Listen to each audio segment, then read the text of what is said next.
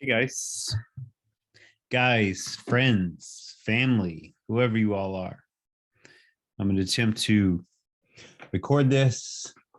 Hopefully my kitten doesn't attack the camera like she does. I call her kitten, but she's big now.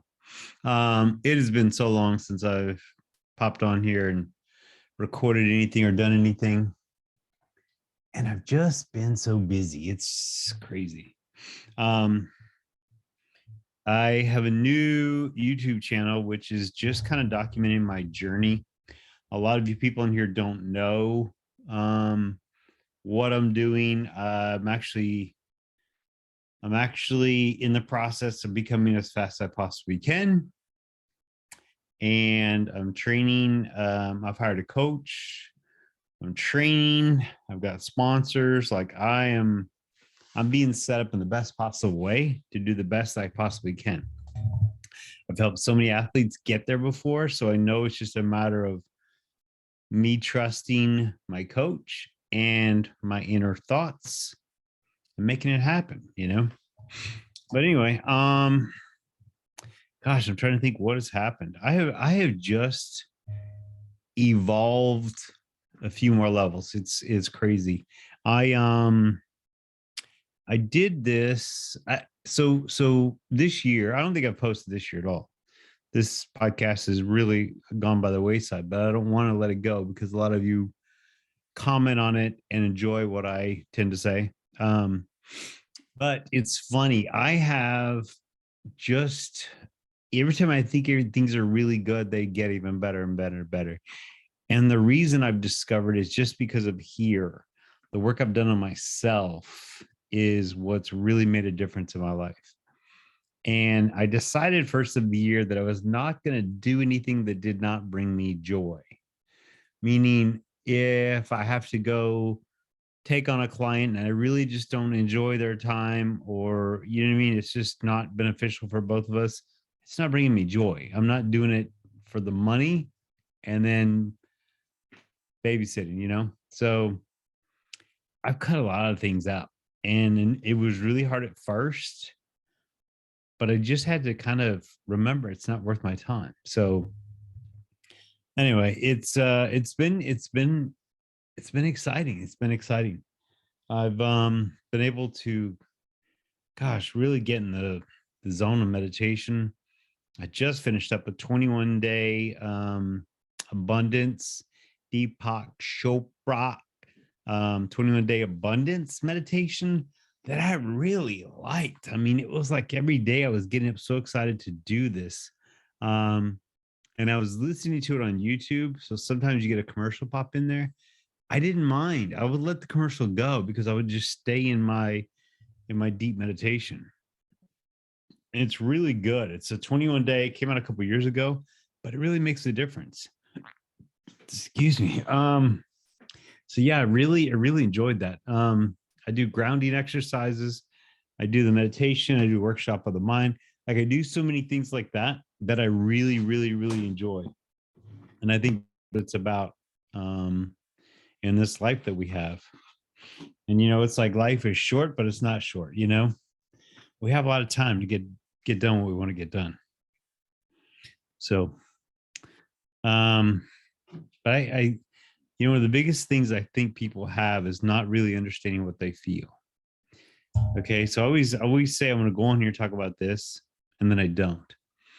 And this is what I've learned is that if you understand what you're feeling, then you're able to actually figure out why you're feeling it, and then kind of defuse the bomb before it goes off.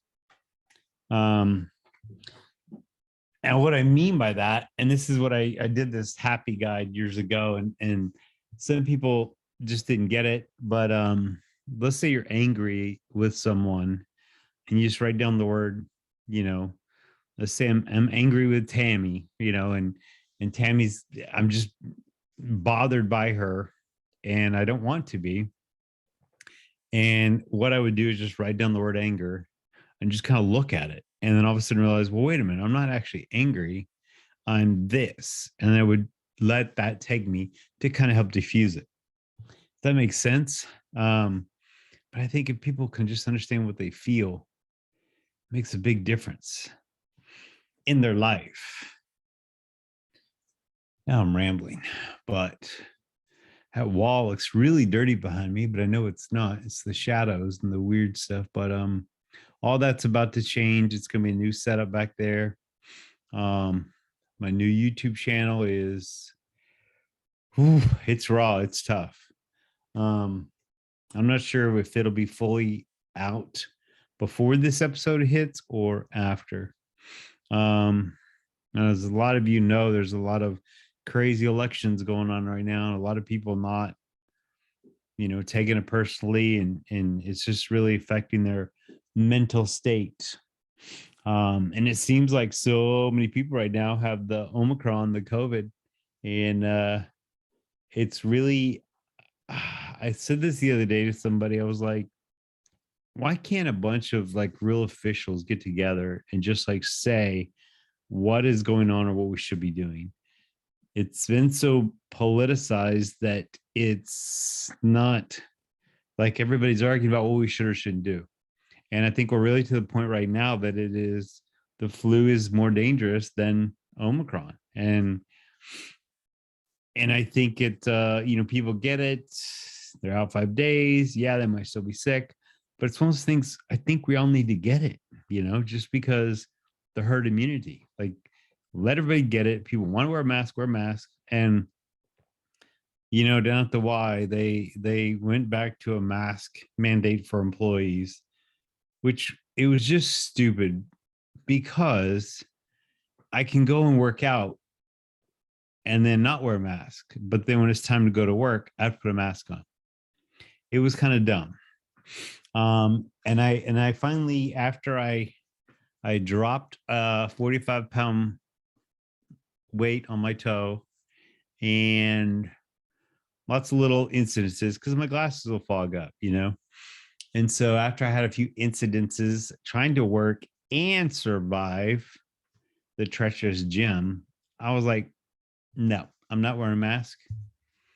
And someone else said the fourth floor had gotten COVID. And because the fourth floor got COVID, they're making the Ys all across Metroplex wear masks. I said, I'm not doing it. I'm not letting the people in the cheap seats tell me down in the arena what to do when they don't have a clue. Now, I'm not being just totally disrespectful and ignoring authority, but they don't understand what's happening down there. And no one said a word to me. And it was just one of those things. It was just, I was upset about it. I was angry about it. And I had to really figure out what I was feeling about it all. And to me, it was just very difficult to communicate, to work, to train people when you're wearing a mask. And I just don't, it frustrated me that they don't understand what they're doing. Again, this is one of those things that does not bring me joy. So I'm not doing it. There's a few people there that bring me joy, but it's like I'm at that point, I don't have time to take on other clients. I have so many other clients in my more program that is what I really enjoy to do. I really enjoy teaching people how to change their lives. I don't like having someone come in to work out and we get to go work out and then they go home and eat a bunch of crap. Like they basically mess up everything we've done. And one of my analogies that I told the client was, it's like when I used to work at a car wash, when I managed a car wash, we can make that car spotless, really clean. But if you live on a dirt road, then a lot of what we're doing is not going to help in a few days. And so I would work with the client, lift weights, get in shape, exercise, and then I don't know what kind of road they drive down when they leave to go home. And it's frustrating, but it's not, that's just kind of not my vibe. It's not what I want to be doing.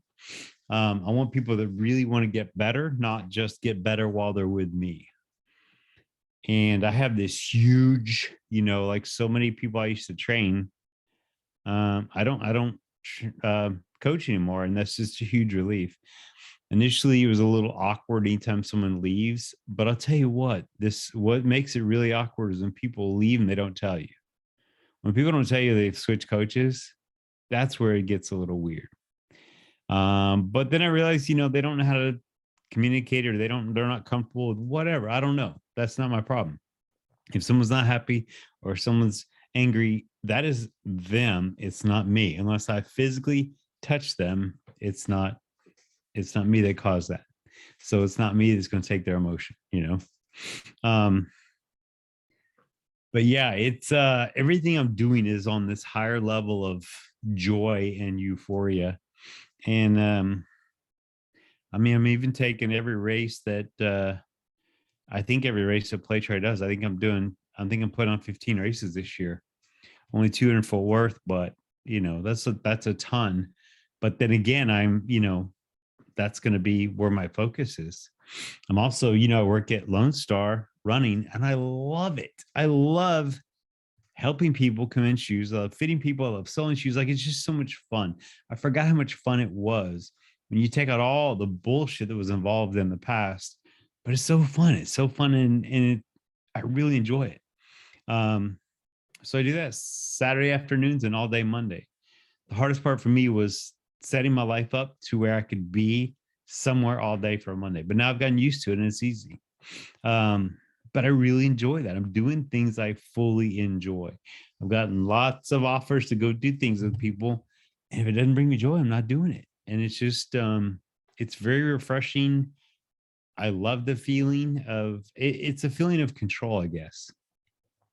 But, and the other thing I wanted to say on here is, and this has become a really big thing. It's been brewing for years, and Mel Robbins talks about it, and Dave Meltzer talks about it.